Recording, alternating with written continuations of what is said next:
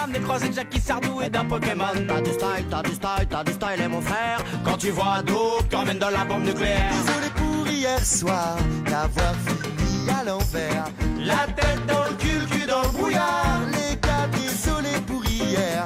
Désolé pour hier soir, d'avoir fini à l'envers. Alors Manu, bonsoir.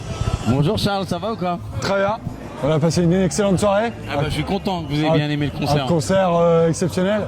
Ah bah c'est trop Exceptionnel, franchement. Vous étiez la star du festival quand même. C'est vrai, on n'a pas conscience de ça nous. Star c'est un terme tellement, tu sais, Ah bah ouais. tellement énorme que Tellement énorme, mais. nous, on fait de la chanson, on fait de la musique et puis on a de la chance que les gens aiment bien nos chansons et qu'ils viennent nous voir en concert, tu vois. Ouais, bah oui. Mais, Star après. Donc, non mais je réagis, hein, pardon. Ouais, ouais. Je réagir sur Star parce que Star c'est un mot tellement superlatif, tu vois. Comment dire? Nous on est très peu dans le culte de l'image et de la personnalité. Ouais. Tu vas rarement nous voir à la télé, à part dans des émissions musicales où on peut jouer et se montrer tel qu'on est. Et tu vas voir rarement nos gueules dans les magazines ou sur des murs, sur des affiches, c'est rare. Donc Star, voilà, c'est tu vois ce que je veux dire. J'ai toujours des mal avec ce mot-là, mais tout va bien. Heureusement qu'il y a des stars à tous les coups. Heureusement. Franchement, ça vous a fait du bien de retrouver un peu la scène. Enfin, ah bah ouais, ça faisait presque 2 ans qu'on ça faisait 2 ans qu'on n'avait pas tourné. Ouais. Chacun est parti aussi, bah, on a tous des vies de famille, tu vois, donc chacun aussi a des choses importantes à faire aussi en dehors de la musique. Et puis aussi d'autres projets artistiques. Notamment moi je joue avec un projet qui s'appelle Zappy Birthday Mr. Frank. C'est un hommage à Frank Zappa. Et d'ailleurs nous jouons demain soir au Hublot, à 600 mètres de chez moi, parce que figure-toi que j'habite Nancy depuis 2 ans maintenant. Je suis au courant. Ah, t'es au courant, d'accord. Je suis au courant, voilà. Effectivement. Et donc un hommage à Zappa, avec mes amis qui sont un peu là, un peu disséminés, qui sont venus voir le concert. Donc demain vous êtes au Hublot. Ouais. Ah bah on va essayer de venir. Ah bah venez les gars. Il faut venir au Hublot. Il reste des places encore, ouais. Très bien. Et donc une tournée alors ouais c'est ça, bah, forcément on a fini un album qui sort dans 10 jours maintenant, ça sort le 21 octobre. On a fait quelques dates cet été, on a fait une petite vingtaine de dates, donc pour se remettre en forme et pour surtout parce qu'on avait envie avant même de sortir l'album de chanter les nouvelles chansons sur scène. Donc on a chanté 3 ou 4 nouvelles chansons, plus les grands succès du groupe, puis de se remettre en forme parce que tu vois, on a plus 20 ans quoi, donc il faut rejouer et tout. Ça se voit absolument pas. On se prépare, on a beaucoup de promos qui va arriver là bientôt autour de la sortie de l'album, mais très vite il y a des concerts qui vont bah, comme celui-là et puis d'autres dans des salles un peu partout en France. Voilà, et puis jusqu'au printemps, quelques visites à l'étranger, au Québec notamment, et puis encore une tournée estivale. Forcément il y aura pas mal de festivals l'été prochain, donc on est parti pour on va dire encore une bonne année, voire un petit peu plus sur les routes. On est content, ça fait plaisir. Des collaborations dans le nouvel album? Pas vraiment, il n'y a pas de musiciens additionnels à proprement parler. Il y a quelques collaboration, coécriture, notamment sur la musique et éventuellement sur quelques textes avec un monsieur qui s'appelle Jérôme Bria, qui travaille avec Gizmo sur le projet Collectif 13 et qui est chanteur aussi dans Le Pied de la Pompe, et qui avait un groupe avant qui s'appelait El Dawa. Donc c'est un mec qui est là dans la musique flottante, qui est un bon pote à Giz, et ils font beaucoup de choses ensemble, ils font beaucoup de musique au quotidien, et voilà, ils ont coécrit des choses, et un truc assez unique, enfin ça avait déjà été fait mais beaucoup plus présent sur l'album, c'est la coécriture entre Gizmo et Christophe. Sur pas mal de textes, ils ont mêlé leurs textes. D'accord. Voilà. Et même 2 textes de Christophe ont été mis en musique par Gizmo. Et puis moi, comme d'hab, je fais beaucoup les arrangements, c'est-à-dire tout l'univers sonore, les gimmicks de guitare, les harmonies vocales, des idées rythmiques aussi, avec Daniel évidemment, parce que Daniel est le percussionniste et donc il a beaucoup d'idées rythmiques. Voilà, mais l'album, vous l'écouterez, je sais pas si vous l'avez déjà écouté, mais en tout cas, il est très dans le dépouillement. On est revenu aux sources de la musicalité de trio. C'est vrai que ces 10 dernières années, on était beaucoup allé dans des paysages musicaux divers, World, Afrique, Inde, Orient, enfin à chaque fois on allait dans le sens où la chanson nous amenait dans le thème, et donc avec un décorum très étoffé, avec des cordes, violon, violoncelle, pourquoi pas des cuivres à des mains ou des percussions orientales ou même des sonorités indiennes. Ce qui nous a emmené assez loin finalement de la musicalité originelle de trio. Et puis il y a 3 ans, on s'est retrouvés dans des clubs en Allemagne, on est allé jouer pour la première fois en Allemagne, et avec un super accueil, mais on a décidé de le faire à 4.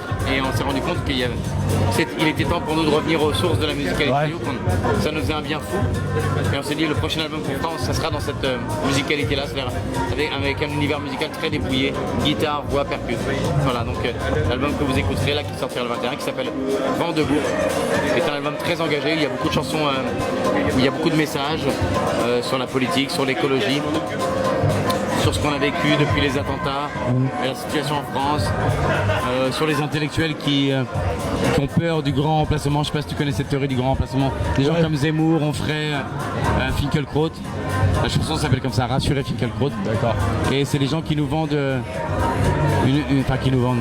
qui nous parlent d'une France paranoïaque, repliée sur elle-même, qui a peur, dépressive, quoi, une France dépressive. Et nous, on voit le contraire. Malgré ce qui s'est passé, on continue de croire et à voir une France expressive, multicouleur, multiculturelle. Voilà, et c'est ça qu'on parle dans cette chanson. Très bien. Bah, ça tombe bien parce que notre signature un peu pendant nos interviews, c'est de poser la question aux artistes, c'est est-ce que vous avez un message à faire passer aux jeunes par rapport au contexte actuel en France? C'est de ne pas avoir peur. La peur est très mauvaise conseillère.